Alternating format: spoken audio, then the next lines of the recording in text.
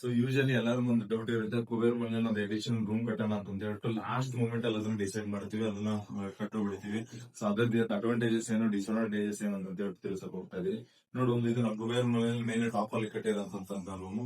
So ಇದನ್ನ 3 uses ಏನಂತ ಹೇಳಿದ್ರೆ, ಇದನ್ನ ನಾವು ಆಕ್ಟಿವಿಟಿ ರೂಮ್ ಆಗಿ ಯೂಸ್ ಮಾಡ್ಕೋಬಹುದು, ಮತ್ತೆ ಗೆಸ್ಟ್ ಬೆಡ್ರೂಮ್ ಆಗಿ ಯೂಸ್ ಮಾಡ್ಕೋಬಹುದು, ಮತ್ತೆ ಇಂಡೋರ್ ಗೇಮ್ಸ್ ಆಡೋದಕ್ಕೆ ಅಂತ ಹೇಳ್ಬಿಟ್ಟು, ಮತ್ತೆ ಇಲ್ಲಾಂದ್ರೆ ಯೋಗ ಮಾಡೋದಕ್ಕೆ, ಇಲ್ಲಾಂತಂದ್ರೆ ಇದನ್ನ ಫ್ಯೂಚರ್ ಅಲ್ಲಿ ನೀವು ಹೋಮ್ ಥಿಯೇಟರ್ ಕನ್ವರ್ಟ್ ಮಾಡೋದಕ್ಕೆ ಅಂತ ಹೇಳ್ಬಿಟ್ಟು ಯೂಸ್ ಮಾಡ್ಕೋಬಹುದು. ಸೊ ಇದರಲ್ಲಿ ಏನೇನ್ ಯೂಸಸ್ ಮಾಡಬಹುದು ಅಂತ ಹೇಳಿದ್ರೆ, ನಮ್ಗೆ ಅಡಿಷನಲಿ ರೂಮ್ ಇರೋದು ಒಂದು ಲಾರ್ಜ್ ಬೆನಿಫಿಟ್ ಅಂತ ಹೇಳ್ಬೋದು.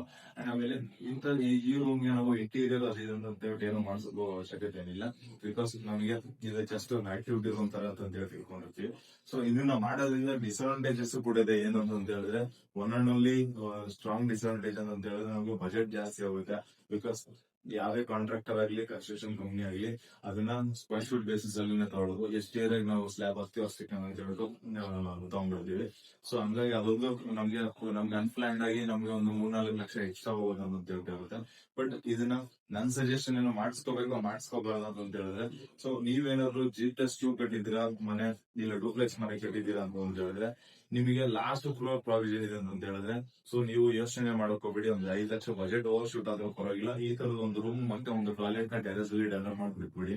ಸೊ ನೀವೇನಾದ್ರು ಬರೀ ಗ್ರೌಂಡ್ ಫ್ಲೋರ್ ಅಲ್ಲಿ ಇದೀರಾ, ಇಲ್ಲ ಗ್ರೌಂಡ್ ಫಸ್ಟ್ ಅಲ್ಲಿ ಇದೀರಾ ಅಂತ ಹೇಳಿದ್ರೆ ಇದು ಅವಶ್ಯಕತೆ ಇರಲ್ಲ. ಬಿಕಾಸ್ ನೀವು ಫ್ಯೂಚರ್ ಮತ್ತೆ 2 ಫ್ಲೋರ್ ಕಟ್ಟಕ್ಕೆ ಅಂತ ಹೇಳ್ಬಿಟ್ಟು ಪ್ಲಾನ್ಸ್ ಇರುತ್ತೆ.